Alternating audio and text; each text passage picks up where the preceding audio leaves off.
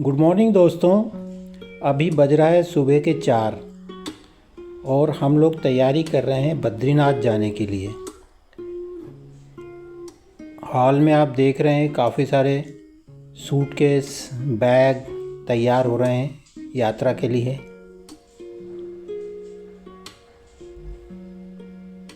सुबह सुबह 4 बजे हम लोग उठ गए थे क्योंकि हमारी ट्रेन है करीब 5:45 बजे, वंदे भारत, जो हमको दिल्ली तक पहुंचाएगी।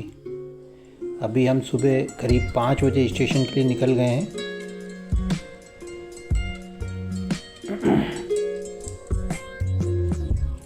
रानी कमलापति स्टेशन पहुंचकर वंदे भारत ऑलरेडी प्लेटफॉर्म पर खड़ी हुई है। बस अब हम अपना कोच तलाश कर रहे हैं।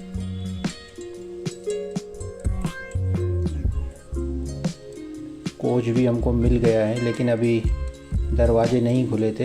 अब दरवाज़ा खुल गया है और हम लोग अंदर घुस गए हैं।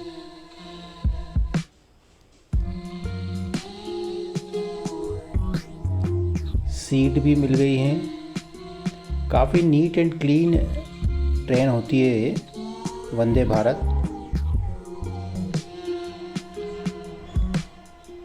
सुबह सुबह का टाइम है इसलिए प्लेटफॉर्म भी एकदम सूना पड़ा हुआ है। पैसेंजर भी काफ़ी कम है। आप देख रहे होंगे पूरा कोच खाली पड़ा हुआ है।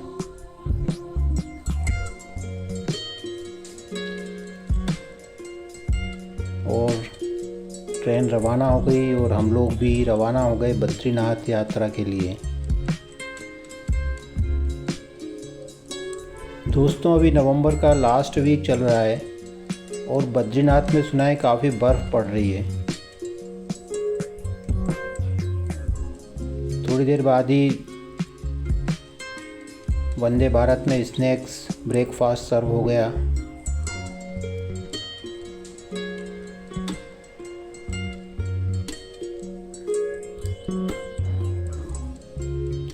ब्रेकफास्ट में उपमा और पराठे, आलू की सब्जी दी गई है।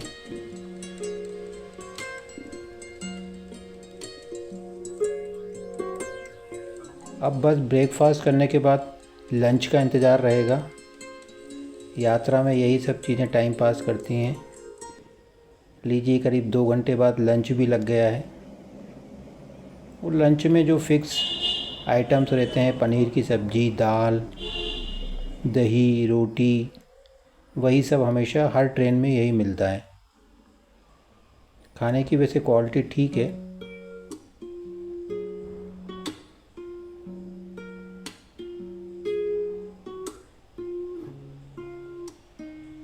वंदे भारत झांसी, ग्वालियर, आगरा कैंट होती हुई सीधे हज़रत निज़ामुद्दीन रेलवे स्टेशन पर जाकर रुकती है। लीजिए, हम दिल्ली भी पहुंच गए और हमने वहां से एक टैक्सी हायर की थी जो हमें स्टेशन पर लेने आ गई थी।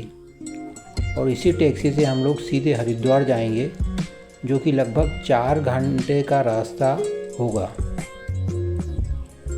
दिल्ली में काफ़ी ट्रैफिक रहता है।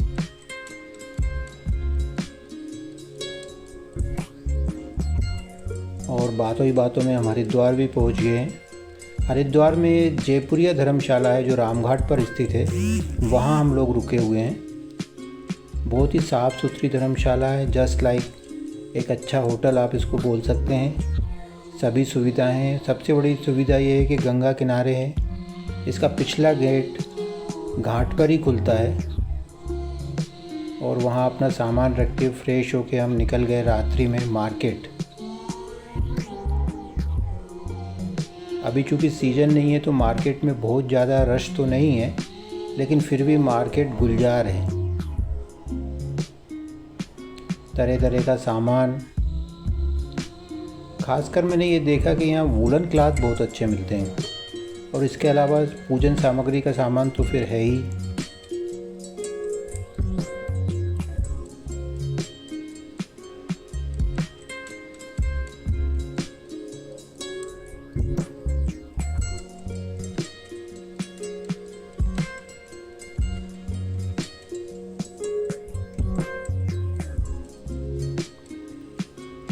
शॉपिंग करने के बाद हम अपने धर्मशाला में जाकर सो गए थे और सुबह सुबह फिर हमने एक टैक्सी हायर की थी बद्रीनाथ यात्रा के लिए और वो हमको धर्मशाला लेने आ गई थी और उसी टैक्सी से अब हम लोग अपनी यात्रा पर निकल पड़े हैं।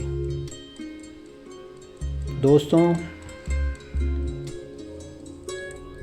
रास्ता बहुत ही अच्छा है और हम जब निकलेंगे यहाँ से तो ऋषिकेश होते हुए पंचप्रयाग देखेंगे। सबसे पहले हमको देवप्रयाग पड़ेगा, फिर रुद्रप्रयाग, फिर कर्णप्रयाग, नंदप्रयाग और आखिर में विष्णुप्रयाग। ये 5 प्रयाग के हम लोग दर्शन करेंगे। रास्ता देख रहे हैं आप कितना खूबसूरत है। चारों तरफ पहाड़ियाँ, ऐसा लगता है जैसे बर्फ़ की पहाड़ियाँ हैं, लेकिन अभी फ़िलहाल बर्फ़ नहीं है।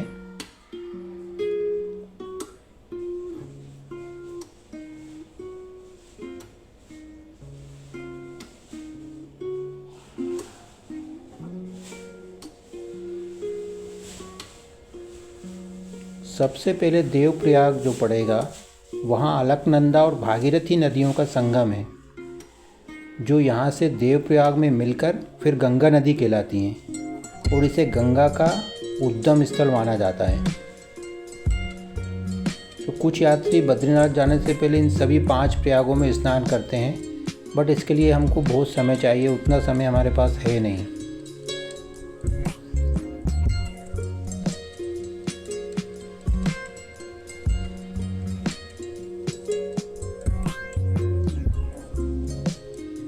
हर प्रयाग मैं आपको नहीं दिखा पाऊँगा क्योंकि समय कम है।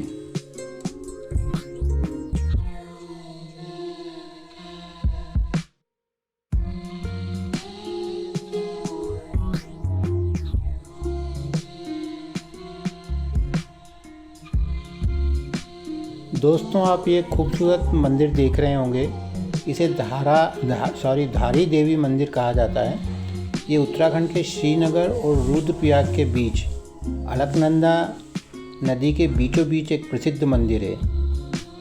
इसे उत्तराखंड की संरक्षक देवी और चारों धामों का रक्षक माना जाता है। सबसे बड़ी बात यह है कि ये मंदिर में जो स्थित मूर्ति है दिन में 3 बार अपना रूप बदलती हैं, सुबह कन्या, दोपहर में युवती और शाम को वृद्धा के रूप में। देवी की मूर्ति का केवल ऊपरी हिस्सा ही यहाँ स्थित है, जबकि निचला हिस्सा काली मठ में पूजा जाता है। इस मंदिर को 108 शक्ति पीठों में से एक माना जाता है और इसे गढ़वाल क्षेत्र की रक्षक देवी के रूप में पूजा जाता है। बहुत ही खूबसूरत स्थान पर यह स्थित है और इसकी छटा देखते ही बनती है।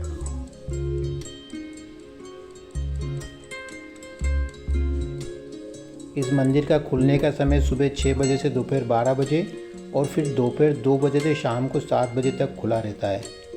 काफ़ी नीचे जाकर ये मंदिर स्थित है, काफ़ी नीचे उतरना पड़ता है और फिर चढ़ाई इसकी वापस बड़ी मुश्किल होती है।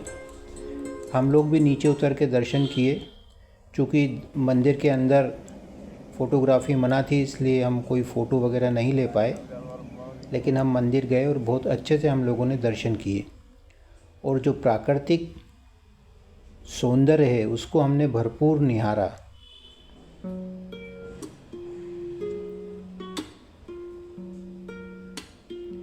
अलकनंदा नदी जो आप देख रहे हैं बहुत ही खूबसूरत लग रही है और कई यात्री इसमें बोटिंग भी कर रहे हैं।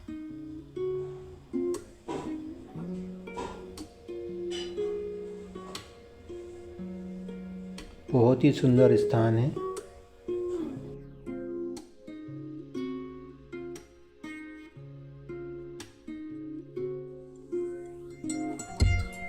धारी देवी के दर्शन करके फिर हम निकल पड़े अपने सफ़र पर।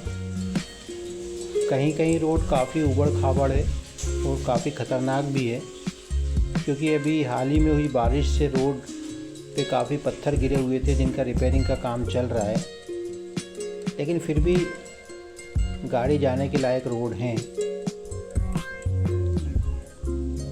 अधिकांश रोड अच्छा है, लेकिन बीच बीच के जो पेंच है वो बड़े तकलीफ़ देते हैं।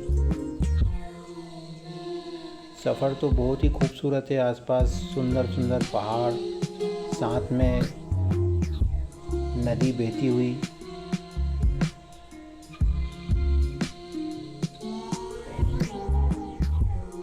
इतने सुंदर दृश्य शायद मैं अपने जीवन में पहली बार देख रहा हूँ।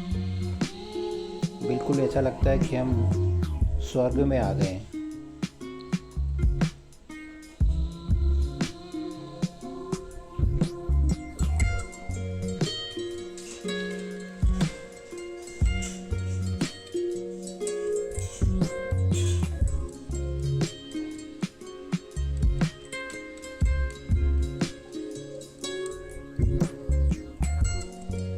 रास्ते भी बड़े खूबसूरत बनाए गए हैं।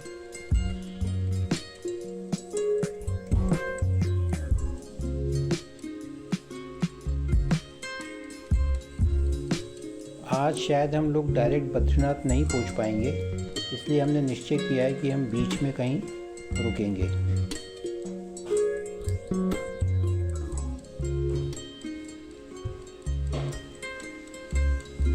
अभी हम लोग नंदप्रयाग पहुंच गए हैं, जो कि अलकनंदा और नंदाकिनी नदियों का संगम है।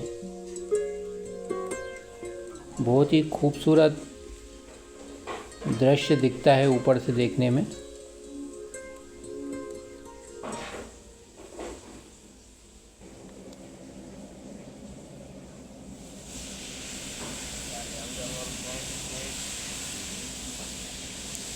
अद्भुत, बहुत ही सुंदर दृश्य देखने को हमको मिल रहे हैं।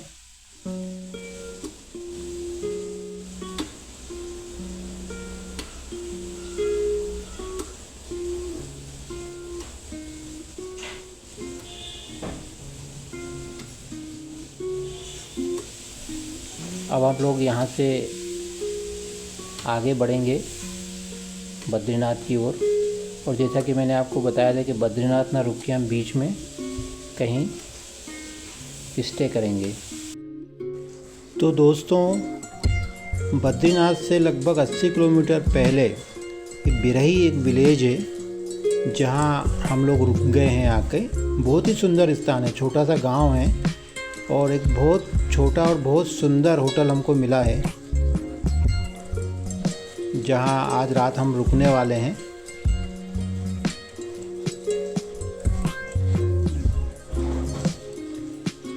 सामने से ये छोटा दिख रहा है, लेकिन इन्होंने काफ़ी रूम इसमें बनाए हुए हैं। करीब 3 मंजिल होटल है। और इसको पीछे, इसका जो बैक पोर्शन है आप देखिए, जो हमारी बालकनी से दिखता है, कितना खूबसूरत है। यहाँ रुकना भी हमारे लिए एक वरदान साबित हुआ। देखिए कितने खूबसूरत दृश्य दिख रहे हैं हमारी बालकनी से।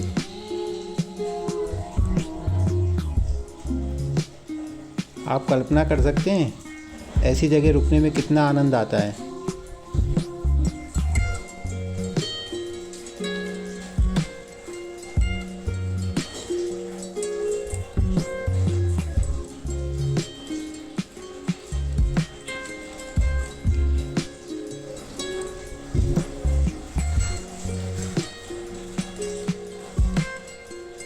सुबह सुबह की हम लोग धूप सेक रहे हैं रात में स्टे करने के बाद।